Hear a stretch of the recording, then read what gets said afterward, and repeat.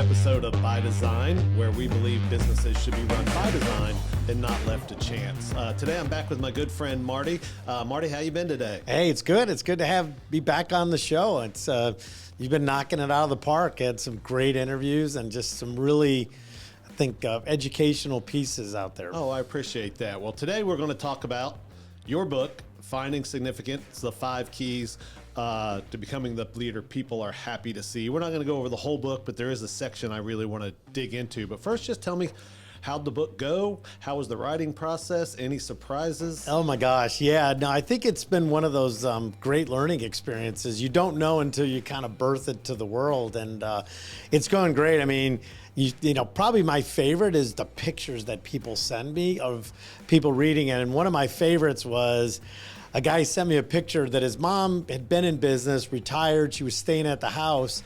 And when the book showed up, she opened it up, saw it, and started reading it, wouldn't give it to him. And so he took a picture of her sitting on the couch, and she, you know, from morning to night read it. And so I think that's the exciting part is, you know, people hearing or thinking about what's being said and then how they relate back. I know it's a labor of love, and it only took you, what, approximately 5 years to write it? Yeah, a book's an overnight success, and it's always interesting, too. The question is, people love to ask is, what did it take to write a book, or what'd you learn along the road, you know, along the way? And so, you know, one of the things that was interesting as I thought back about that journey, there's really 4 keys to writing a book. So if anybody wants to write a book, there's 4 keys. Number 1 is you just have to write. You have 250 words a day. I mean, that's what they say is if you write 250 words a day, and you might ask, well, why 250? That's about a page. And if you write a book, 250 words a day, an average book's about 50,000 words. It's 250 or 200 days of writing, 250 days of writing. So you kind of get the sense that you have to show up every day. And that was one of the keys is, like in anything in life, you've got to show up. Number 2 is just a strategy. And we talk about this a lot in business is intentionality. So when you go to write, what is it the message that you want to say? What is it that you're intentional about? The third thing, which I always think is funny, is we call the lizard brain. And Seth Godin made this famous in Linchpin is that front part of your brain that basically tells you you're not good enough, you can't do this, nobody wants to hear what you have to say. And it really is that resistance that keeps us from doing anything great. And again, whether it's in business, leadership, or whatever, we have to understand that lizard brain and fight it. And so that was, you know, throughout the whole book, throughout publishing it, like that brain is just like, is anybody going to like this? Will anybody read it? And so that's been fun about getting it out. And then the last thing, which again, we've talked a lot about is just commitment, right? You have to commit to it. And when you make that commitment is how you get things done. Yeah, a lot of similarities between writing a book and leadership that we're going to get into. In one section I really wanted to get into, it's part 2 of your book. It's 5 keys to becoming the leader people are happy to see.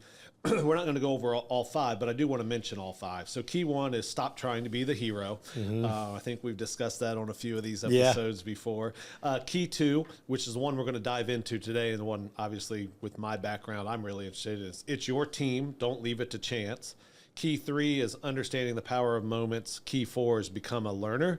And key 5 is be better. So all 5 are really good keys, and you can read all about them in the book. But I kind of want to deep dive into that key 2 today, which it's your team, don't leave it to chance. Maybe just talk a little bit about where that came from and why that made one of your top 5 keys. Yeah, it was. And it's always funny. People ask me, what's my favorite key? And everybody laughs. It's like, you know, your children, you don't have one.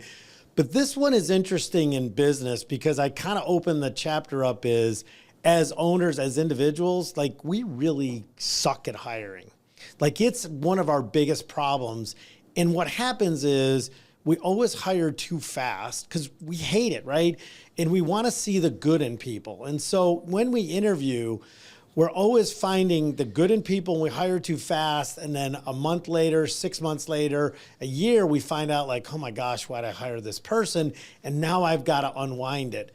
And so what we've said, and I think we learned at Advoco, was that when you're not intentional about what you're doing and hiring, then you leave every hire to chance. And that's the biggest mistake. And so to me, this chapter was so important for leaders because it is your team. right? When you have a team, not only is it your team, so you need to make sure you do the right things when you're hired, but two is to try to keep a team member and for the longest time, and how to reduce, people leaving and so forth. You have to understand what drives them. You have to understand what they're craving, what crushes them. And a lot of leaders try to treat everybody the same, and they're not. Just like if anybody's raised kids, you're going to have the same environment, same parents, two different kids are two different individuals, and you have to treat them that way. And so to me, that chapter starts to spell out as a leader, not only like how do we build a team, but how do we keep our team excited and motivated? Yeah. You emphasize about not leaving them to chance. What are some of the most common mistakes people make when building or managing their teams? I mean, number one is we hire too fast. And I'm sitting on a call committee now, and it's interesting is that when people, they'll come up with all kinds of interview questions, we try to do it, but there's no way in an interview can we ever really find out what that person is, because everybody's trained. What are your strengths? What are your weaknesses? What do you like to do? Like they're all prepared for those, yet they don't really tell us who the person is. And it's kind of like speed dating. Without some set of tools that you use, you have really no shot at really understanding. I thought Jim Collins wrote a book, Good to Great, and he talks about getting the right person in the right seat on the bus. The thing he never talks about is what's right. And that was the piece that at Advoco, and I think when we were working together, what we learned was it's so important early on to find out personality assessments and profiles to not only understand what's important for the job, but does that person have the right skill sets? Because at the end of the day, it's not just about us hiring a person, but even from the person we're hiring, is this the right job for them?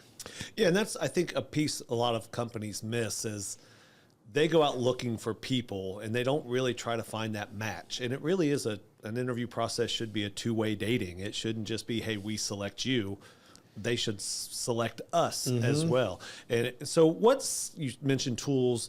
What tools do you like to use? Do you feel are beneficial in your book? And you mentioned a few of them, but what are those tools and things that you used? Yeah, I think that, obviously the tools, and again, if we take the DISC profile, and we'll talk about this, is I'm a high D, right? So quick decisions, make it fast, keep it simple. And one of our core values at By Design is that it has to be on the back of a napkin, that we believe in simplicity over complexity.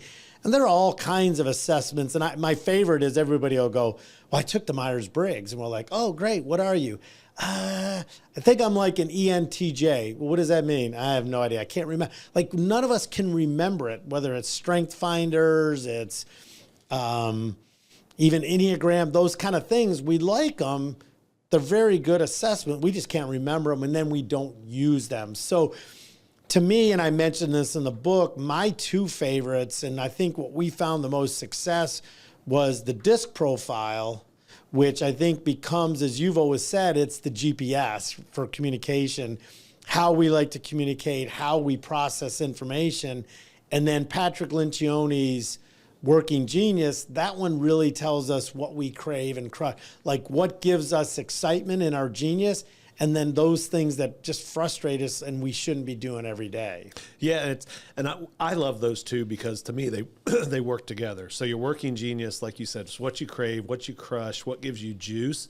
But then the DISC is how you're going to apply those geniuses in your everyday role. So you said you're a high D. So yeah, you're quick. You like to move fast. You don't like to slow down.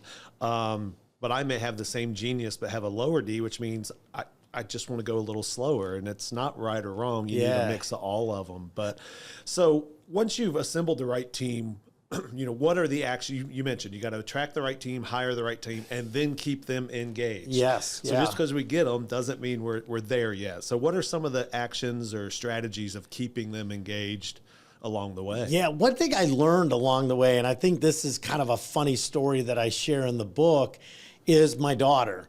So my daughter, and I kind of pick on her and she laughs, but she went to school as a graphic designer, graphic artist, amazing at creating videos, amazing at creating graphics, knows software really well.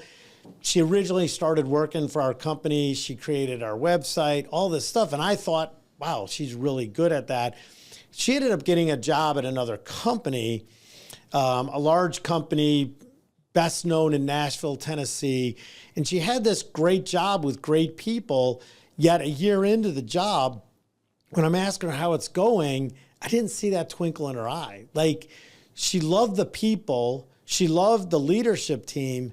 She didn't like her job. And I didn't know why. Like, as a dad and just as another leader, I didn't understand what was going on with her. And I don't think she knew it. And then when this test came out, the Working Genius, and she took it, it all just came clear what was going on with her, because at the end of the day, one of the geniuses we'll talk about is invention, where when you're in a creative role, you're inventing every day.